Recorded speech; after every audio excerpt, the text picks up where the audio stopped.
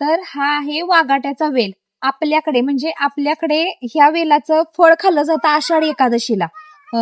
एखादं सोडायसाठी वाघाट्याचं बाजारात फळ भेटतं, ती खाल्लं जातं. पण इकडं आम्ही जी इकडं गावाला आलोय तिकडं त्या पाहुण्या म्हणजे बोलले की आमच्या की ह्या पानाने आम्ही बाळाची दृष्ट काढतो का, तर ह्या पानानं दृष्ट काढली की बाळाची दृष्ट लगेच निघते. मी पण पहिल्यांदाच ऐकलं. आणि तुमच्याकडे असेल तर तुम्ही नक्की ह्या पानाने बाळाची दृष्ट काढा. तर एकच वेल आहे.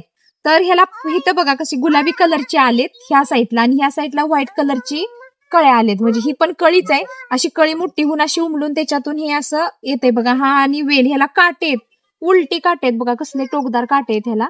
आणि ही पानं तोडून घेऊन आता ते बाळाची दृष्ट काढायला घेतल्या.